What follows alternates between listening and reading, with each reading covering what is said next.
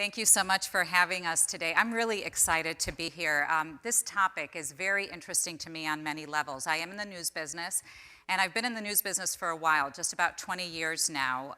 But I consistently find myself to be the only Latina at the table, or just one of a few Latinas at the table. And for me, in 2019, I find that unacceptable and shocking. But this topic is also constantly making headlines. Inclusion and diversity. So I'm going to try to jog your memory a little bit and let me know if you recall this. Everybody's familiar with the Prada brand, right? So do you recall what happened recently with those figurines that caused quite a stir? Everybody know about it? Yep. So someone at the company thought that those figurines resembling blackface would be a good idea. And so here's what happened.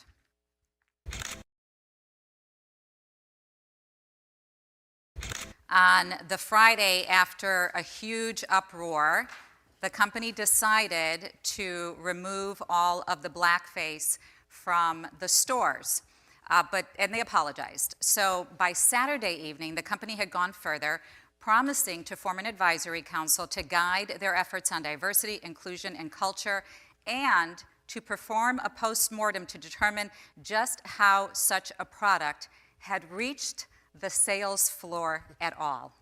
That one actually tickled me. I don't know how you felt about it. This other one I don't think you heard of in the news. It's a national story, but it didn't quite hit all of the markets. So there was a play-by-play announcer for the Iowa Hawkeyes. He was suspended indefinitely after saying that a player on the opposing team was, quote, like King Kong at the end of the game. That player is 6'10", and he is from Angola. The announcer released a statement of apology that said, in part, I will use this as an opportunity to grow as a person and learn more about unconscious bias. That man is Caucasian. So we have an incredible panel here with us today that I am very excited to introduce to you. These are experienced leaders and innovators, and they're going to help us navigate this dialogue today. So what I'm asking is at the end that you have all of your questions formulated. I'm going to pretty much ask a couple of questions to start off the panel discussion, but really the goal here is to learn as much as we possibly can from these great experts. So I am going to start the introductions, and I want to tell you that I asked everybody to give me a little bit of a self-introduction, so I'm going to share that with you today, the real titles and then the self-introduction. So here to my left is Tyronne Stoudemire. He's Vice President, Global Diversity and Inclusion for Hyatt, and the way that he self-introduces. I am the son of Carolyn, the husband of Valerie, the father of Kennedy. Women have helped to shape my world view. Kind of cool, huh? Yeah, I want to redo mine. Yeah, me too. You want to redo? I didn't tell them ahead of time. I said, you'll all be surprised when you get out there. Okay, we have Chad Nico Hugh. Nico's my son, by the way, so I'm very partial to your name. National Director, Diversity and Inclusion, the YMCA. And he self-identifies or would self-introduce as hopeful creator of safe space. Not as good as yours. Sire Loniel, Executive Director, Marketing and Communications, NYU Tandon. And, oh no, I got more. That's it. Sorry, I took these notes, so I have to now read my notes. Okay, so he says, the lessons I've learned are transferable everywhere, and that is why I am here today. And then we welcome Lauren Ryan, Vice President, New Products, Greenhouse Software, and she says she is leading teams of builders. Thank you so much to all of you for being here today.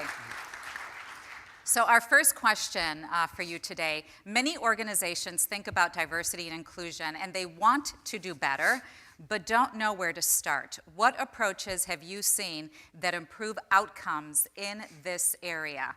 And Tyronne, I'm going to begin with you, but then from that point forward, feel free everybody to chime in and just have a conversation. Great, thank you, and I'm very honored to be here today. So I have a little bit about me. I work at Hyatt, but I spent 18 years at Hyatt Associates, where I began to work with diversity and inclusion. We built the models internally, then went to marketplace and sold it as consulting solutions. So when you talk about diversity, diversity is the matrix, inclusion is the behavior, and equity is the goal. So in order to accomplish that, you have to assess where the organization is first. And it's something that has to happen top down and bottom up simultaneously. I think people at the bottom of the organization, boots on the ground, they're living diversity, they're interacting, they see it, they feel it. The top of the house have a tendency to be focused, I've heard someone say stakeholder value, I don't lay down and wake up and say I'm gonna focus on stakeholder value, are focusing on that, right? I agree with that, by the way, I don't do that either. But I say that there's just really understanding that it has to start at the top of the house, and leaders have to embrace this work and to be able to communicate it through the organization. Now, I have a big fan of the evidence-based diversity strategy, leading with the analytics and the predictive analytics. So understanding what your internal labor market looks like by levels through the organization, by gender, race, within the organization, and I would advise you not to just categorize it as people of color, because oftentimes people of color will sub-optimize Latinos and African Americans, particularly in your technology groups where there's predominantly Asians, right? So you do need to break them out by levels, and you can look at the organization, you'll see. Now, in the compliance world, they say that nothing speaks louder than zero, and in the finance world, they say the data doesn't lie. So when you see the representation or the lack thereof in your organization, that is where you need to provide interventions. So at Hyatt, we're working on what we call Project Workforce 2025. By 2025, we should be close to reaching parity with hires, promotions, and exits. Natural attrition plus retirements equals opportunities. You designate those opportunities to what's available in your labor market, your internal labor market. You want to be identifying that. Helps with succession planning. It helps with career best. We've done this now at Hyatt, and we're now in our third year, and we've seen, when we started it, we had a high turnover rate of women. We were hiring women, people of color, at a much faster rate than that of white men, but they were leaving at a faster rate. So now we can focus on that retention piece, and retention was lack of promotions. So again, you only have so many resources, right, to get this work done. And you want to be deliberate and intentional about where you want to guide the organization. So it gave us an opportunity to really dive deep around retention issues across all the demographics by levels. So first you want to start with defining what it means for your organization. You then want to be able to look at the data analytics and the predictive analytics. And the predictive analytics will let you know that it will take 2020, 25, 26, maybe 2050 to reach parity in some organizations. And then sometimes you have to go 2, if not 3 levels down to get women and people of color in your organization, so that's a different type of strategy that you have to do. So I think data analytics, predictive analytics, and then you have to have well-being and organizations that really want to do this, that understand this is just not the nice thing to do. There's a business imperative to not having a diverse team, right? And when you compare that with the external labor market to determine where you lie, in the city of Chicago and hospitality for Chicago, we over-index with women. We have the market share of women. So if we just looked internally and began to promote and develop programs to promote our women, we'll be fine with that number. So the external labor market is critically important, and the internal labor market. And in some markets, you don't have the rest of diversity, so you may have to move talent from one region to another.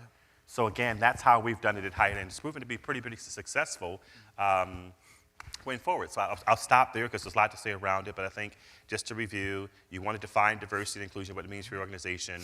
You want to have a strong communication strategy through the organization led by your leaders, and then certainly you want to look at the analytics and the predictive analytics to set targets and tasks, and you want to look at from hires, promotions, and exits. Those are the 3 categories that I would encourage you to look at. So workforce, workplace, and marketplace.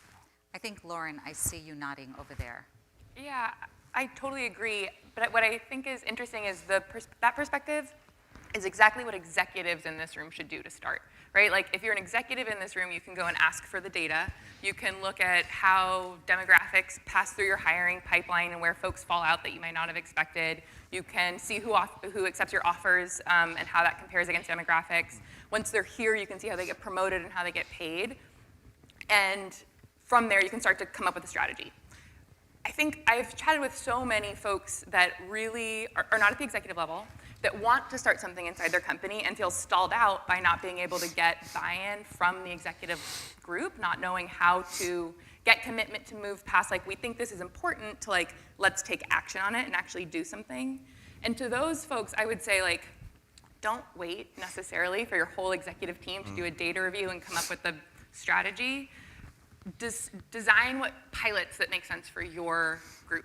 So if you're in the recruiting team, you can do simple things like create a checklist where maybe you have a role where you get so many applicants every time you wouldn't necessarily need to go proactively look for people. Do it anyways on those roles, and do it with the perspective of looking to build a diverse pipeline. If you are like a mid-level manager and looking to help bring more diverse talent onto your team, I've heard this really smart strategy where you all commit to doing 3 coffee chats a quarter with someone from an underrepresented background to build future pipeline for your team. And you just track it in a spreadsheet. That's a good best practice. Just Yeah. Give it up. There's lots of little tactics that don't necessarily require the whole strategy to be in place, because then you can like prove that it works and start to get buy-in for building something more holistic. Yeah, Sire? I guess I would start by saying I come at it from a different perspective. We're creating the next generation of thinkers, doers, and leaders, because I work at a university. And specifically, I work at an engineering school, which has been a male-dominated field forever, just to be honest. And so what we've realized is that for true future changes that will make a difference in everybody's life to happen, we need to have the engineering school better reflect the place where we live and the world that we live in. And so we've made a real effort of recruiting women, and I'm proud to say that this year's incoming class is 43% female, which is 20% over the national average. Thank you. I agree, that's great, but part of that is creating an environment where women, when they come to the school, they have role models to look at, which has now driven up our hiring of tenure-track faculty, female faculty, of which we've had more and more over the last 4 years, 5 years, increasing in numbers all the time, including this year. We brought in a new dean, who's a woman from Carnegie Mellon, and this is her first year. So currently, on Monday in New York City, there will be a meeting of the 3 deans of Columbia, CUNY Grove School of Engineering, and NYU Tandon. They're all female. We call that the changing face of engineering in New York City. I think the introduction that Zarate gave about me is that we've learned some really good lessons in Brooklyn and in New York, and we think these are transferable everywhere. Because anybody that tells you you have to give up excellence to create diversity, they're lying to you. They're lying. They're absolutely lying to you, because our SAT scores are higher than anybody else. I'm not saying that's the best gauge of anything, and we can go down that road if we want, but that is the way we let people in schools. Our SAT scores are higher than they've ever been, and we are getting more female applicants, and we are getting better applicants on all levels. So we're not lowering any standards, and we're creating better students who will then go on to the workplace and become better leaders. And again, not everybody's a leader. Some people are doers, and I actually think this is an important thing to differentiate. Not everybody has to take up the cause and lead the cause. We just need more people in the workplace. And so that's been our tact, and I think that those lessons are really important, because we're creating a community, not just saying, let's check the box of more women. That's not what we're looking to do. We want to actually create a community where everybody can succeed. Absolutely. And I'll leave it there. I just have a quick question there. What's the ethnic diversity amongst those women? Don't know that off the top of my head. Okay, just curious. That is yet an opportunity, Sorry. I think. And that's a very good question, but that's an opportunity. It absolutely is an opportunity, and as we start to look at how we create, again, we're in Brooklyn. Brooklyn's a pretty diverse community. Yeah. We want our campus to look like Brooklyn. So we need to focus on breaking down all the barriers, and there's certainly large barriers among African American and Latino community in engineering as well. We need to actually go out and fix that, because we think that there are people who are very good at it, and if they don't have the skill set, we want to create K-12 STEM programs so that they can make a decision to go into STEM, as opposed to having that decision made for them by a public school system that's not supporting that. And so that's where we're focusing on the pre-college programs, not just for us, but for actually for all universities and all programs, kids making the right decisions for themselves, and making sure they have the skill sets ahead of time. Chad? So I think from a slightly different perspective, the Y is present in 119 countries, YMCA, excuse me. We serve 10,000 communities. We have over 800 independently incorporated 501c3 organizations that are chartered as YMCAs. And so at YMCA of the USA, we're the national support office, but we have to lead through influence. So it becomes very interesting, very challenging, and very amazing to look at diversity, equity, and inclusion work through that lens.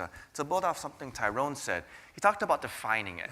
The one question that we always ask for our local Ys and our staff and our volunteers and our board members to do is to think about what outcome you're trying to drive to. Is it just so that our staff and volunteer teams represent the diversity of communities that we serve? That is important, but it's not just that. For us, it's about being able to represent and effectively engage all segments of the communities that we serve so that when our communities find themselves in situations of tension or strife or hardship or hurt or pain, hopefully, that the Y can be one of the many places. Oftentimes, we like to refer to ourselves as an anchor organization, a part of, not apart from, community where everyone can feel comfortable. The last two words of our mission statement are for all. I was leading a training once, and like a 20-year-old program director stood up in the middle and challenged me and said, "For all for what? Mr. D&I, why? So your pictures look diverse and pretty, what is the point?" And my sort of stumbling response was, so that everyone can feel welcome, so that one day there's some place in every community where folks that may not agree on what channel to watch on TV for the news, may not agree on who they voted for in the last election, may not agree on how they identify what they believe or what ideology they subscribe to, politically or faith-based, that they can find common ground, and that's what we try to do. We do have metrics that we strive to lift up. We have a business case for this work that's garnered in the operational framework of how the Y works. But to be honest, it's more about community. For us, what makes it work is if we can sometimes stop talking, as my colleague Michael Farris, who's here in the audience, tells me all the time, and listen. Because sometimes we, who want to do this work, we drive from a place of passion. So we get the right people around the table, then we talk at them for 2 hours. I do that all the time. I am extremely verbose. But that doesn't work if we're actually trying to garner consensus, collective input on a way forward. So all of us here in the room believe in diversity and inclusion, I suspect, right? That is why we are here today. So there is a new report that's out, just March 4th. It is from Fortune, and it says, there are real reasons to believe that the work of chief diversity officers will not have the impact their bosses and boards expect. And here's a quick snapshot as to why. A lot of them are new to the role. They don't have the power they need to make a difference. They don't have the data they need to make a difference. And other leaders aren't on board. Does anybody say amen in the audience? You can say it, unless you're sitting next to your boss. So how do we respond to that? Can I take a stab at that? I think so. For the Y, we do have a senior vice president and chief diversity officer that is a direct report to our CEO. That is not me. I always tell her that I don't want her job. I do think one of the important things that to your point, Zarida, that we think about is it isn't just the title or the role. You're talking about influence. For us at YMCA of the USA, thanks to our CEO, Kevin Washington, we work really hard to ensure that there are a presence, not only of folks that work on the D&I team, but of folks that bring different perspectives at all levels. So not only is Linda, who's our chief diversity officer, direct report to Kevin, she sits on the executive team. She's present at the national board meetings. She's present in our operations team meetings and in our strategic planning committee. So I think the other piece of it, the space has to be safe. Throwing someone in a room and saying, "Oh, you're the chief diversity officer, go be a chief and be diverse." It just doesn't work that way. There has to be a structure that starts to tackle some of the systemic challenges when meetings are held, how meetings are held, who creates the agenda, who gets to speak, who moderates it, and what's the goal?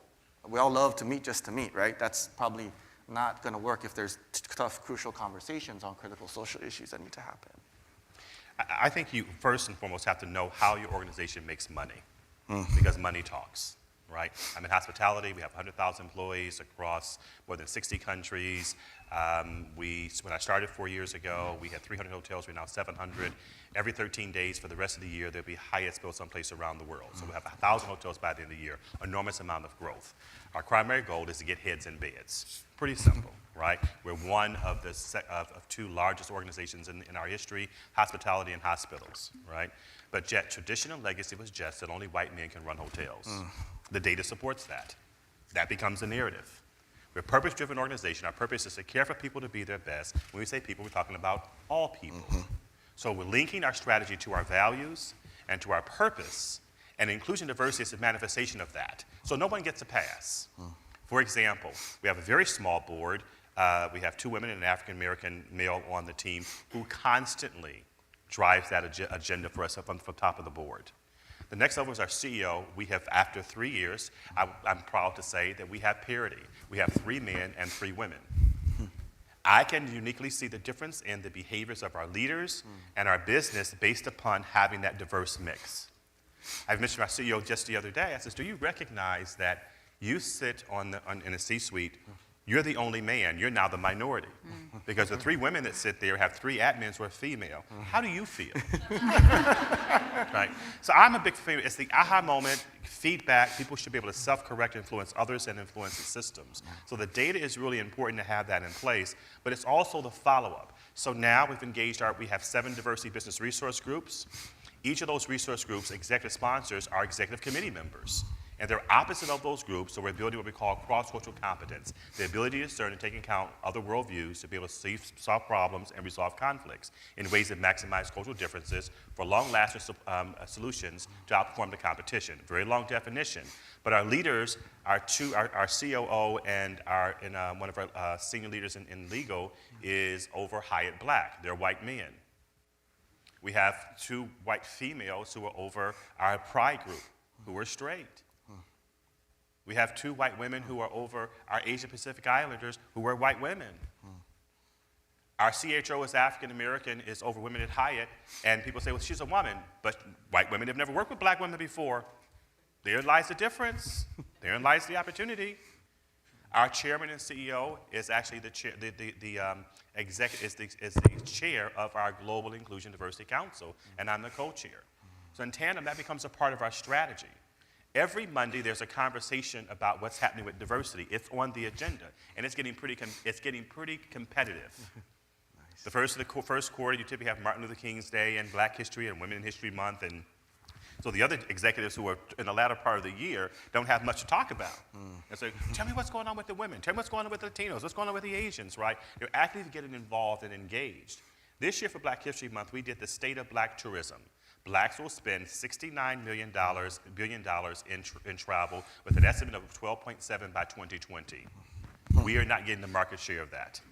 We had a program, we talked about the demographics, we talked about the spending power. We're not gathering consumer insights on any demographic. That's a process improvement. At the end of that program, we went into action planning that was led by our leader of that particular group. They talked, what are we going to do when we leave this session today? We're moving beyond Taco Tuesday and Fried Rice Friday, and we're immersing ourselves into the business imperative, right? We've got to figure that out. Politically correct in this room. It's okay. So the reality is that you have to engage everybody. You're going to have early adapters. You're going to have, first of all, innovators.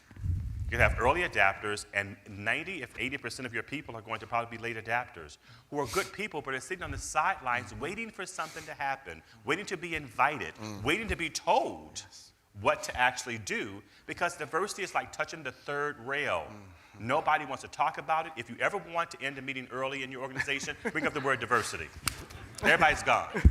Right? If you have some folks at your house and you want them to go, I've had it. Let's talk about diversity. You see what's going on in the news? We reported last week. It is a tough topic to discuss. It is. And so anybody else on the panel have some experiences with that? Because one of the things that you mentioned was, how do you feel being in the minority? So has that surfaced in any of your organizations? Oh, nobody wants to answer. Lauren, I'm going to put you in the hot seat. Laura, you got it. So the question is, how have I felt in my organization being a minority? No, more along the line. Well, maybe that's the question. Oh, stepped into it. I mean, you recognize it, right? Like, I'm on the executive team. It's mostly male, and we're all white. I notice it, most rooms that I'm in, but I also notice the space that they create for me, and that there's like a very intentional effort of making sure that I don't have to notice it and feel any certain way about it. And so I think as we lead teams and notice similar dynamics on our teams, that's the thing that I strive for as well, is it's not that you're not going to notice if you're the only female engineer on a team of male engineers, but how do you make sure that that person has the space to just do their work anyways, the best way they possibly can? I don't know if anyone has something different. I mean, I guess I would just say 3 quick things. One, I am an Indian at an engineering school, so I'm not in the minority. Yep. Laying that out there right now. But with that said, I do marketing and communications and government affairs and community affairs. I am a minority in that field in the fact that there's not a lot of Indians who do that. It has had 0 effect in my workplace. In fact, I am encouraged to do what I want because of, again, going back, patting myself on the back here a little bit, but because of the fact that I'm good at what I do, right? And so being good at what you do allows people to say, oh, I'm not going to look at them as being Indian doing marketing, communications, and government affairs. Sire's the person that does it, right? So I think there's, again, diversity and excellence, they shouldn't clash. Yeah. You know, the other part of it is that conversations about diversity, while they may be uncomfortable, should not come up in just positions of conversations about diversity. If it is an influence and a goal of an institution like ours is, right? So we have made 3 big goals under our new president, Andy Hamilton, that have said that affordability, diversity, and Brooklyn, right? And we'll get to that in a minute. But the simple fact of the matter is that we don't just talk about diversity when it comes to diversity. We talk about diversity when it comes to finance. We talk about diversity when it comes to this particular program. We talk about, if it's going to be something that you're going to tackle, it can't just be the conversation about, well, how do we get to be more diverse? It literally has to pervade everything that you're doing. If that's going to be a goal of yours to try to figure it out, then you have to make it part of everyday conversation. As difficult as it may be, you legitimately have to do that. The same thing with affordability, which, by the way, in academia is a really uncomfortable conversation to have. And then the third thing I would just say is thank God for young people. Like that's who we have to respond to, right? Every day I have to go to work, and guess who my board is? It's all of these 18 to 25-year-olds who want to make the world different than it is when they got there, right? We have to respond to them. They're saying they want to see more faculty of color. Great, we have to make an effort to do that. We have to respond to this. So I say, you know, this is what's easier for, and maybe academia is easier this way, but this is what's great about what we have is that we constantly have an influx of young people that are constantly focused on change, right? That's exciting. That's a good place to go to work, and that's a place to have the conversation about how do we make those changes. And by the way, diversity and affordability and Brooklyn are all part of that in every day of my life. And I'd oh, to go ahead. that, which is that I think diversity should be a very part of all conversations, but it's really inclusion where the hard work is. That's the behavior change that has to happen. It's all the minutia that happen in every meeting across your company. It's inclusion that can get off the rails, which hurts the ability to have a diverse company. And it's the harder stuff to talk about, too. I'd say diversity without inclusion leads to confusion. That's nice. Or Somebody you should just tweet lose that diversity, like Tweet that, everyone will leave. and tag him. If I can add to that, I think Of so. course. The question around sort of being in the minority. So one of the things that I think is important is separating out the challenges, inequities, and biases that we face as individuals, regardless of the role that we hold or the title that we hold, if we're trying to lead or support this work, and understanding and knowing the readiness from an organizational capacity standpoint of our business or of our company. So I am an openly gay man serving in the YMCA. I don't know if that's a minority, but I do know that it makes it very, very challenging for having conversations when we talk about faith and the perception that Christianity, or any faith for that matter, and inclusion of the LGBTQ community is mutually exclusive, because it's not. Right? I have to many times subjugate myself and recognize that my inner response when someone says something to me might be to ask someone to hold my earrings and hold my bag because we need to have a conversation.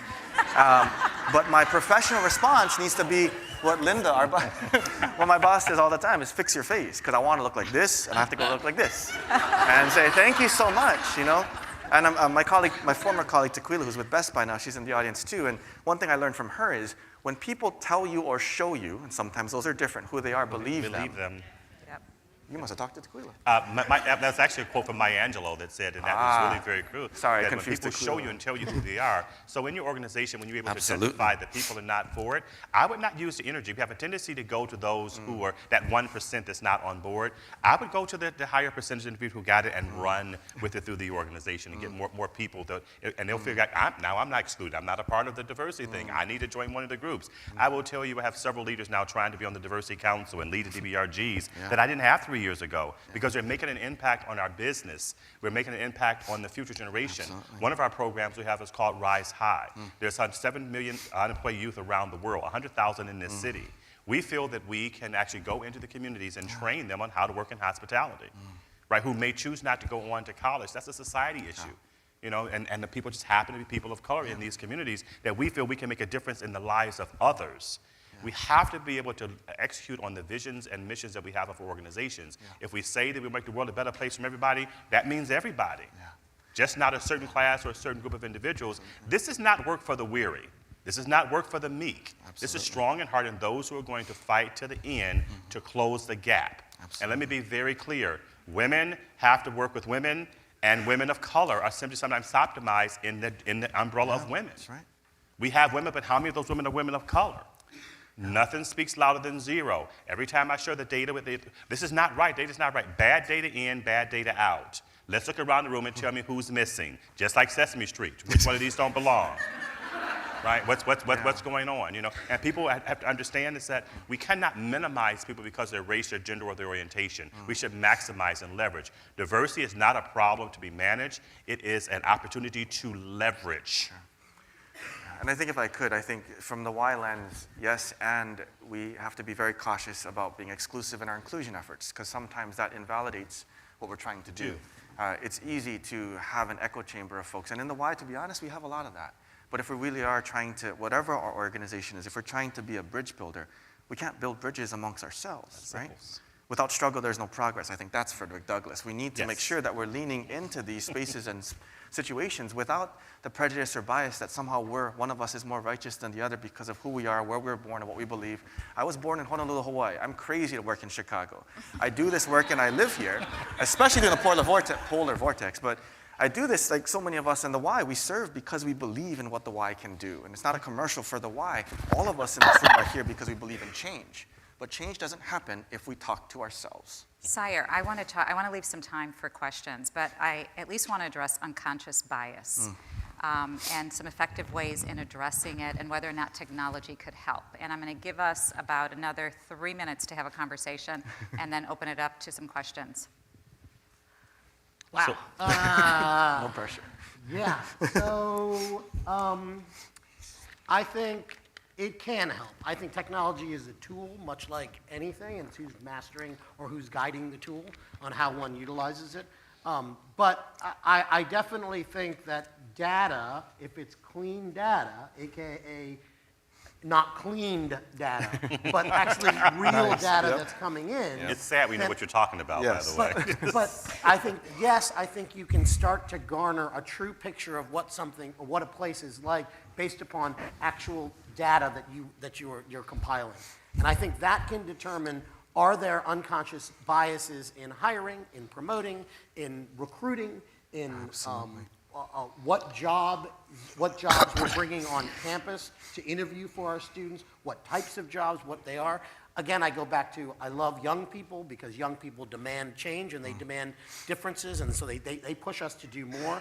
I think it is possible for technology, but I certainly don't think it's the crutch that everybody should rely on. It definitely has to go back to, I think, an earlier point of, if there is a chief diversity officer, or if diversity has become, or inclusion, as Lauren put, I think, which is probably the more apropos perspective, if that is something that you as an entity or an organization or as an individual want to create more of, you have to be honest with yourself. And we all walk around with baggage. Yes, we all absolutely. know we do.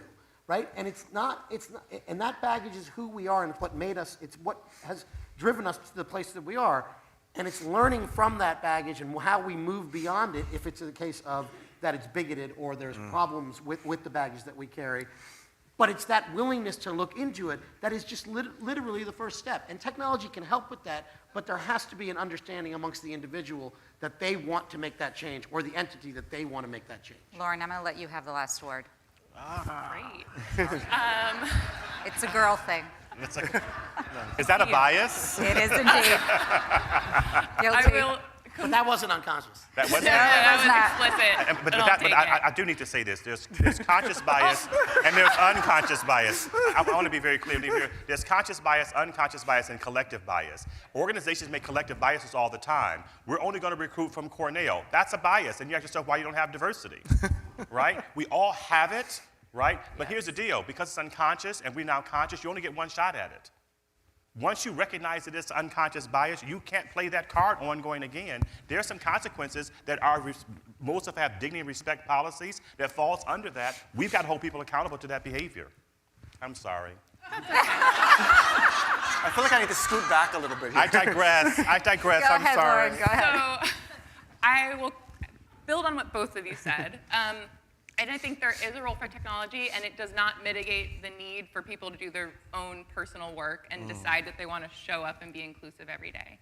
But once you decide that, there is a lot of research that shows that what you really need is like structure and the ability to think slower to be able to try and get out of the quick decisions we're making that cause these patterns that hurt us all the time.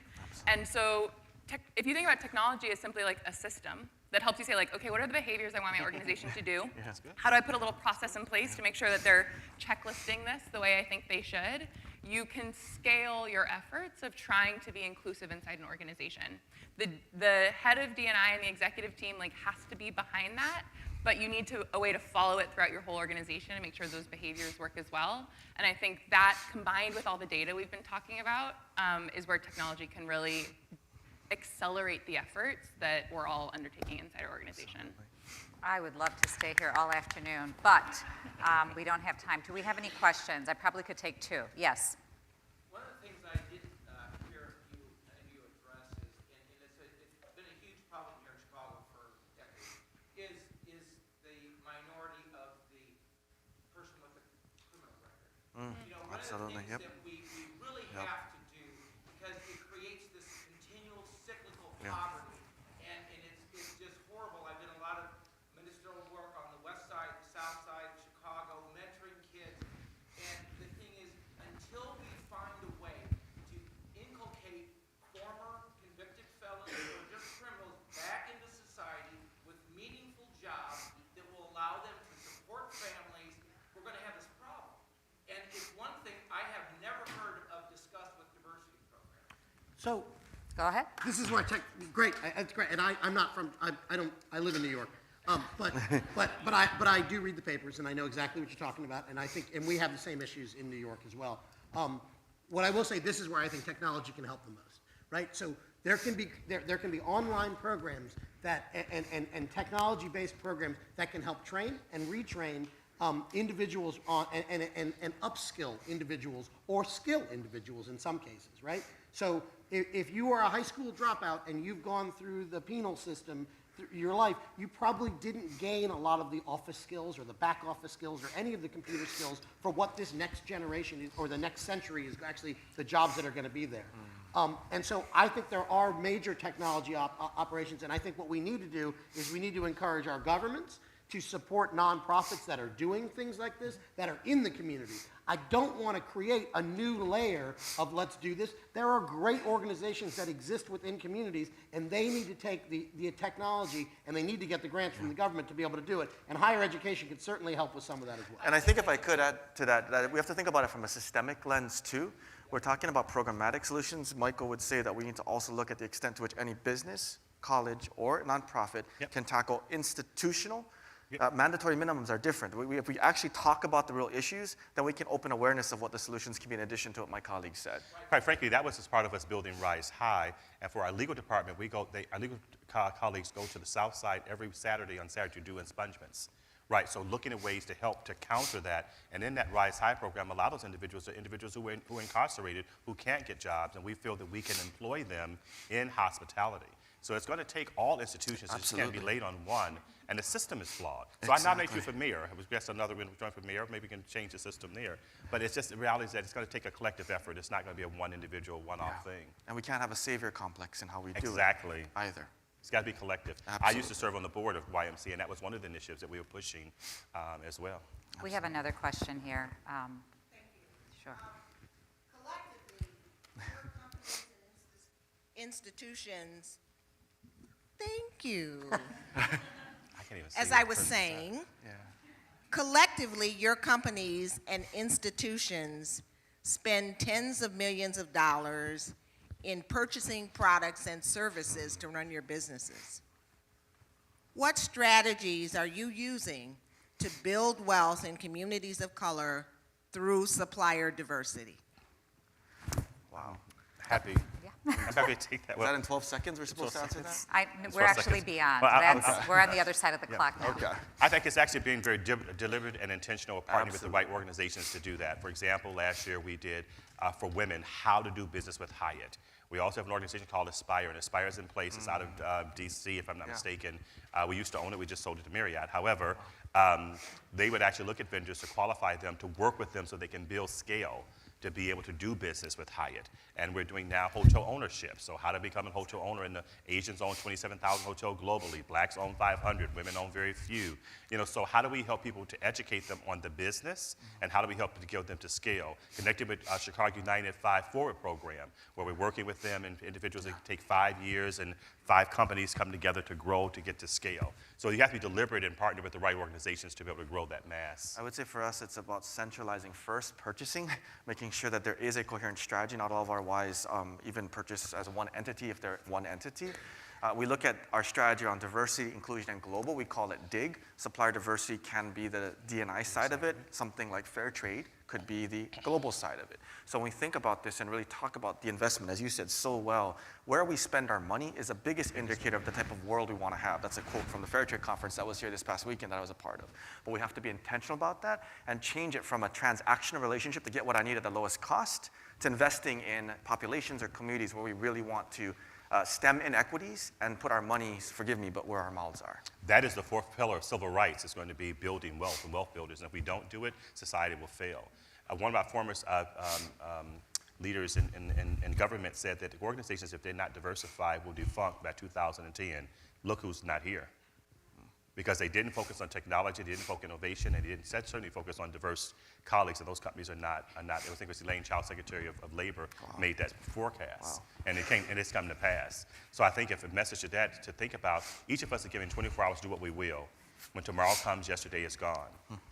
This conference will empower you to have data, statistics, and stats and best practices. What will you do when you go back to your organization in the next 24 hours to make a difference in the lives of those that you're working for, with, or those who you want to come in? This is legacy building time. As our colleague said earlier today, Speaker, this is about our children, our children's children. Now is the time to stand up for what's right. All right. I'm done. It's like he dropped the mic. So that is our panel on innovation and inclusive hiring. Thank you so much to our panelists, to our audience. Tyronne Stoudemire, Chad Nico Hugh, Sire Loniel, and Lauren Ryan. Thank you so much for being here today. Thank you. Thank our wonderful moderator.